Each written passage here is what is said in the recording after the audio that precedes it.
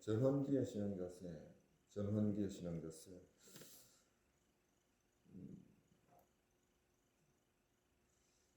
자, 이 사사기는 여호수아가 죽은 다음에 하나님이 임시 지도자를 사사로 세우셨어요. 이스라엘을 통치하신 그런 이야기가 이제 사사기에 잘 기록되어 있습니다. 여호수아 설교는요, 이스라엘 땅, 가나안 땅을 완전히 정복한 것처럼 보여요. 사실은 완전히 정복한 게 아니고 이 상당 부분은 원주민들이 그대로 차지하고 있었습니다. 그래서 하나님이 12지파에게 그 땅을 이렇게 서로 선을 그어가지고 이건 누구 땅, 누구 땅, 누구 땅.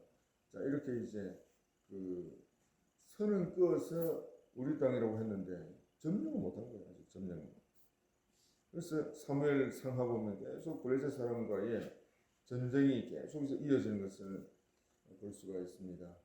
그래서 가나안 땅은 영적으로 말하면 천국이죠, 천국.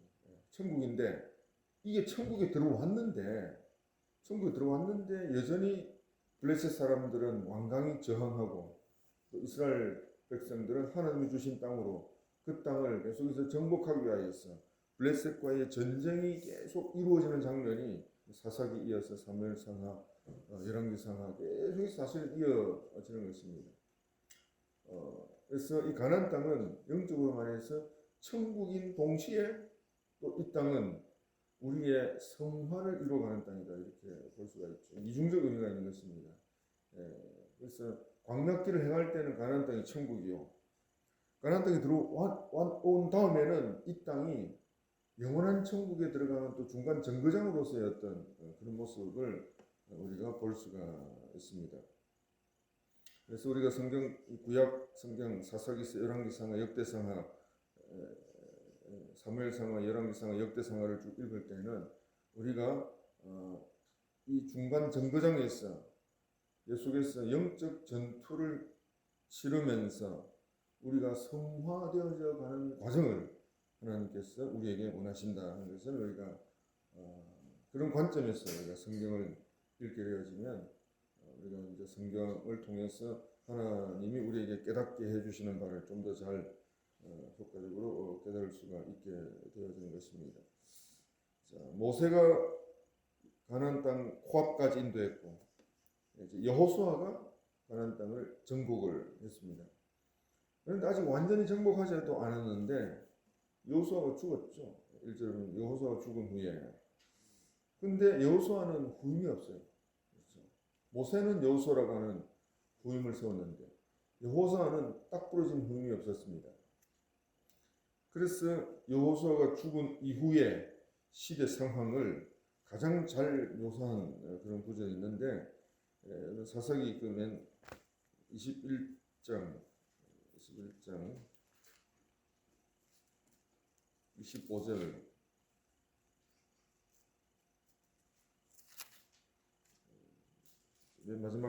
마지막 절 사사기 21장 25절이 사사기서의 어떤 시대적 상황을 그대로 잘 묘사하는 장면이 바로 이 25절인데요. 같이 읽겠습니다. 그때 이스라엘에 왕이 없으므로 사람이 각기 자기 소견에 오른 대로 행하였더라. 더 이상 모세나 여호수아나 이와 같은 우뚝선 리더가 없는 거죠. 그러니까 사람들이 왕이 없으니까 자기 마음대로 살았다, 이런 뜻입니다. 자기 소견에 오른 대로 행하였다는 것은 지 마음대로 살았다, 이런 뜻이죠. 사람이 각각 왕이 되어서 살아가게 되어지니까 어떻습니까? 혼란스러워요. 어지러운 시대가 바로 사사기서의 시대다. 이건 오늘날 왕이 없으면 나라가 어지럽습니다. 그러니까 왕이 딱 세워지고 왕권이 바르게 세워지면 나라가 이렇게 혼란스럽지 않죠. 오늘날 하나님이 우리의 왕이 되셔야 되는데 하나님이 제대로 왕이 되지 못하면 인생이 혼란스럽습니다. 인생이 어지럽게 되어지는 것입니다. 그래서 하나님이 사사기서에는 이 사사라고 하는 임시 지도자를 세워서 이스라엘을 통치하게 했던 것이죠. 자, 오늘 우리가 살고 있는 이 시대의 특징이 한마디로 말하면 변화입니다. 변화. 얼마나 많이 변하는지 모릅니다. 오늘 우리도 옛날 돌이켜보면 옛날에 그 살던 우리의 어떤 시대적 상황과 지금하고는 얼마나 엄청나게 바뀐 거죠. 뭐 화장실만 해도 뭐 옛날에는 푸세식인데 지금 아이들은 상상할 수가 없잖아요. 그런데 그 모든 변화를 우리는 지금 다 기억을 하고 있단 말이죠. 자동차도 뭐 디젤 차는 없어지고 그리고 전기차, 수소차가 대세가 되는 그런 시대가 아마 곧 코앞에 지금 다가왔습니다. 모든 분야가 자꾸 바뀌어요. 자, 이 변화가 오늘 살고 있는 시대에 정말 뚜렷한 현상으로 자리 잡았는데 옛날에는 변화가 더뎠습니다. 지금은 얼마나 급박하게 변하는지 모릅니다. 어지러운 시대, 어지럽습니다. 너무 빨리 변하니까. 자, 이 변화가 이 시대의 특징인 전형적인 특징인 이 시대에 우리가 살면서 어떤 신앙 자세를 가지고 살아야 될 것인가 하는 것이 오늘 본문이 우리에게 주는 교훈인데, 자, 이 변화가 주요한 특징인 이 시대에 이 전환기의 신앙의 자세, 첫째는 하나님의 인도하심을 간절히 구해야 됩니다. 1절에 보니까 여호수아가 죽은 후에 이스라엘 자손이 여호와께 여쭈어 이르되 우리 가운데 누가 먼저 올라가서 가나안 족속과 싸우리까? 여호와께 여쭈었습니다.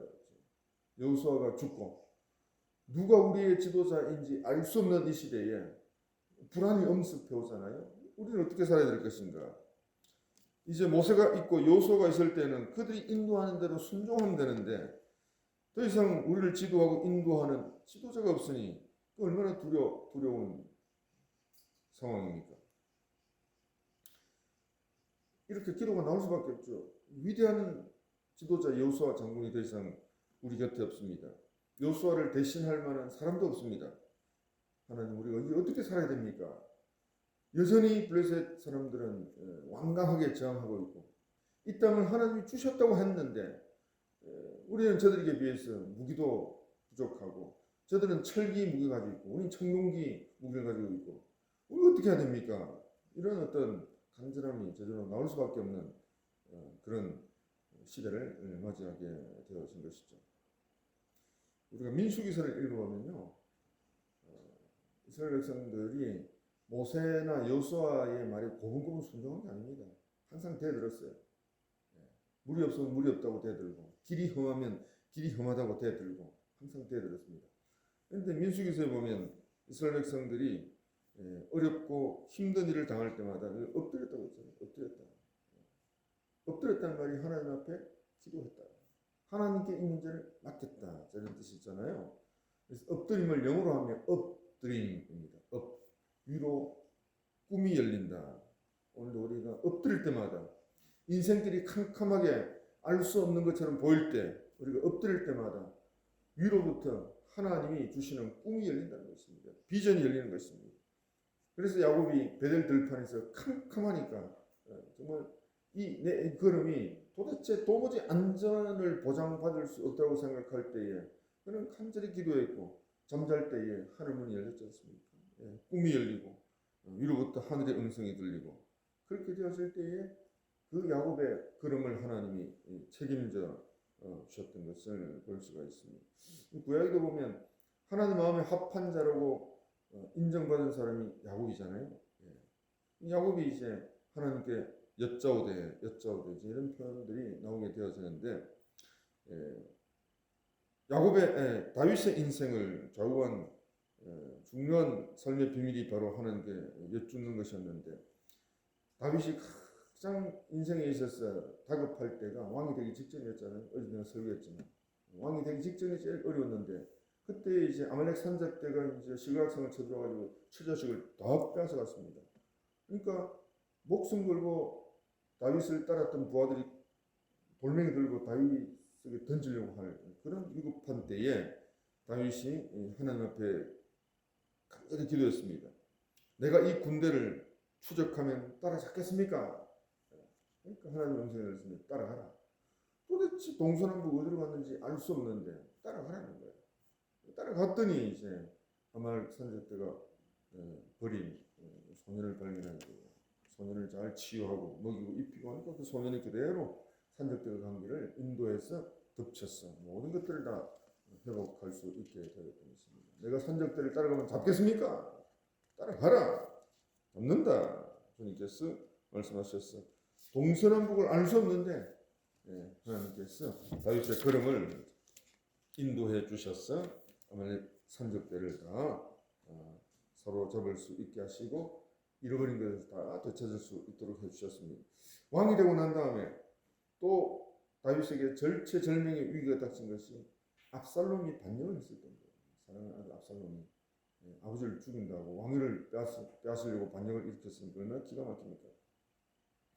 이때에 아히도벨이 압살롬 편에 붙었습니다. 아히도벨은 그가 하는 말은 하나님이 주신 말과 같은 것으로 인정받을 정도로 그렇게 대단한 인물이었는데 다윗이 기도합니다. 하나님, 저 아히도벨의 모략을 어리석게 하옵소서.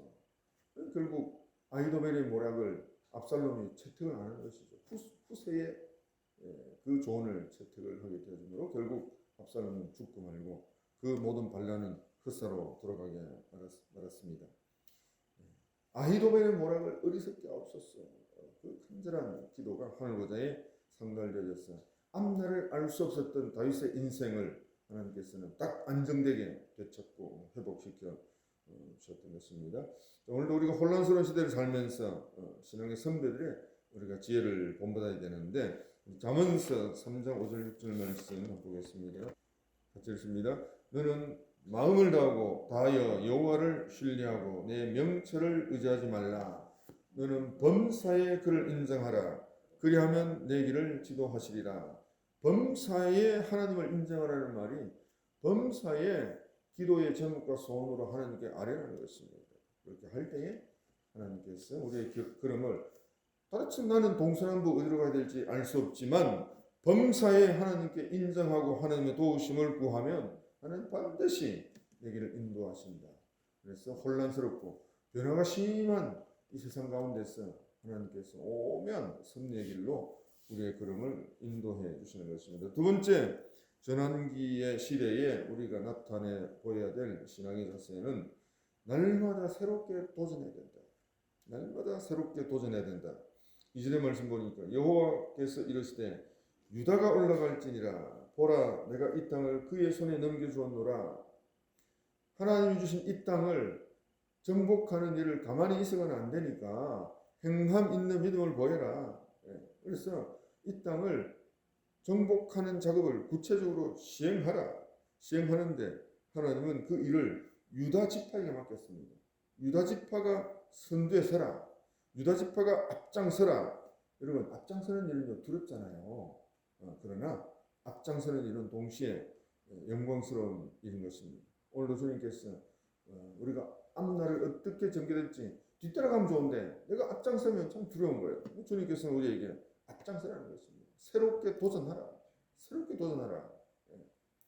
이 가나안 땅에 들어왔다고 안주하지 말고 여기서 새롭게 도전하는데 네가 먼저 앞장서라 하고 유다 지파에게 주님께서 말씀하셨습니다. 여러분 유다는요 야곱의 12아들 중에서 네 번째 아들이에요.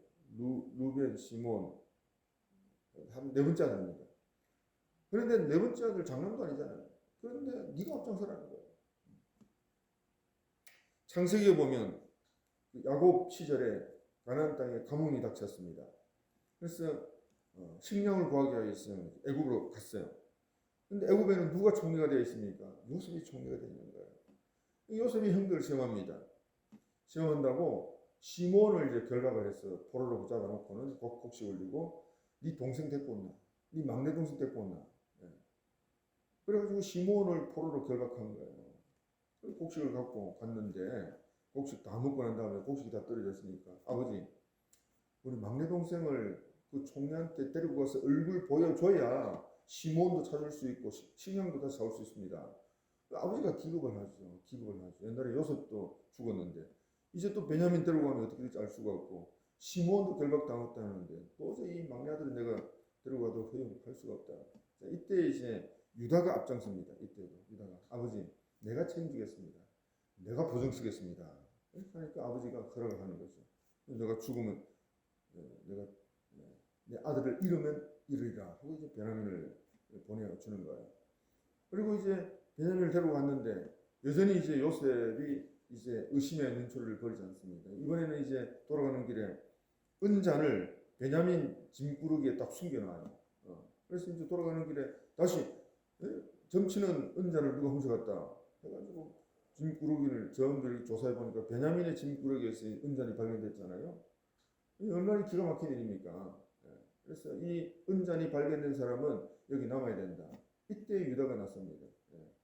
우리 아버지가 지금 하나밖에 없는 그런 어떤 이 막내 아들인데 큰일 납니다. 내가 대신 종이 되겠습니다. 이 얘기를 하잖아요. 이 얘기에 요셉이 그냥 감동해가지고 내가 형님 내가 요셉입니다. 해가지고 이제 을사함께 되어지고 서로 화해하게 되지는 그런 장면이 나오게 되는데 그 일을 했던 게 바로 유다예요. 유다가 장남도 아닌데 지가 앞장선 거예요. 지가 앞장서고 지가 먼저 희생하고 헌신하고 그 유다 지파에게 주님께서 지금 이 말씀을 하시는 것입니다. 유다가 먼저 앞장서라. 근데 유다가 또 꾀를 부리죠. 시몬과 같이 가자.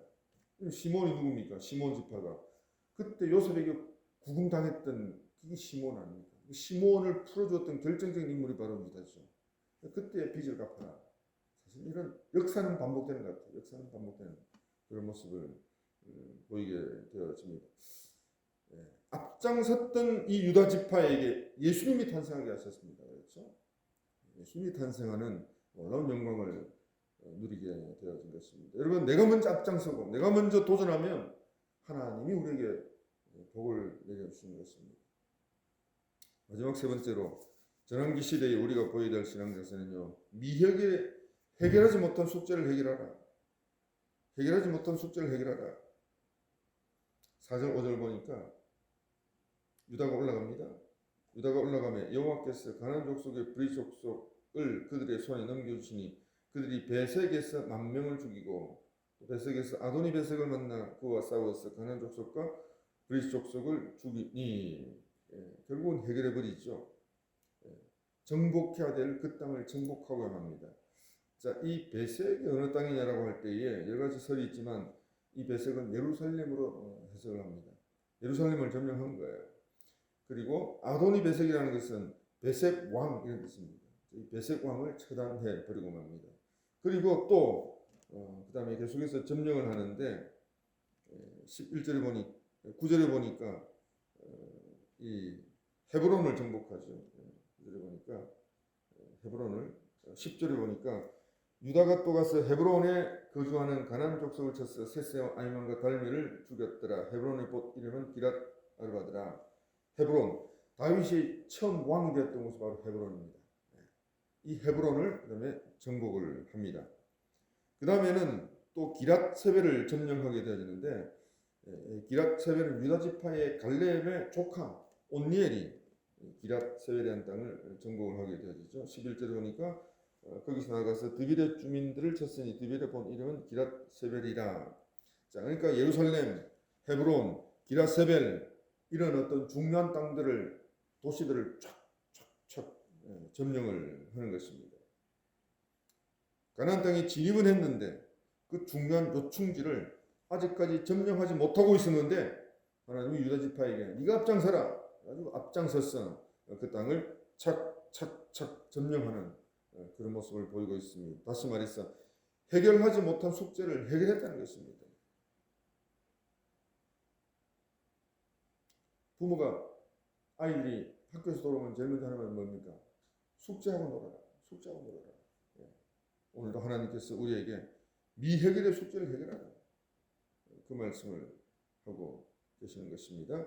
오늘도 우리가 더 혼란한 시대인 만큼 더 앞날을 예측할 수 없는 변화가 심한 이 세대인 만큼 우리가 더 하나님께 의탁하고 더 기도하고 또 더 새롭게 도전하고 그때그때 숙제를 우리가 잘 해결하게 되어질 때에 우리는 이 앞날을 전혀 예측할 수 없는 이 전환기 시대의 이 변화의 특징의 이 시대를 우리가 얼마든지 적극적으로 대처해 나갈 수가 있게 되어지는 것입니다.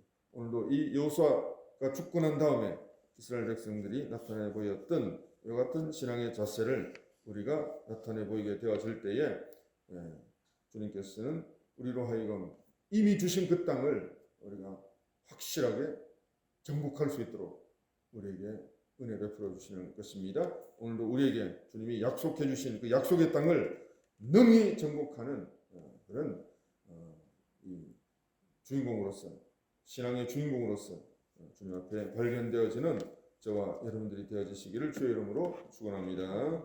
기도하겠습니다. 살아계신 아버지 하나님, 변화가 극심한 이 시대에 살아가고 있습니다. 인간의 생각과 판단과 지혜로서는 도저히 감당할 수가 없나이다. 모세와 아론이 엎드릴 때마다 하늘문이 열렸던 것처럼 엎드릴 때마다 주님께서 우리에게 나타내 보여주시는 그런 길들로 잘 나아갈 수 있도록, 승리의 길로 나아갈 수 있도록 은총을 베풀어 주시옵소서. 믿음으로 전진하고 기도하면서 전진하게 되어질 때에 홍해가 갈라지게 하시고 문제의 열구성이 무너지는 역사가 있게 인도하여 주시옵소서. 날마다 새롭게 도전할 수 있도록 도우시고 유다처럼 도전할 수 있도록 도와주시옵소서.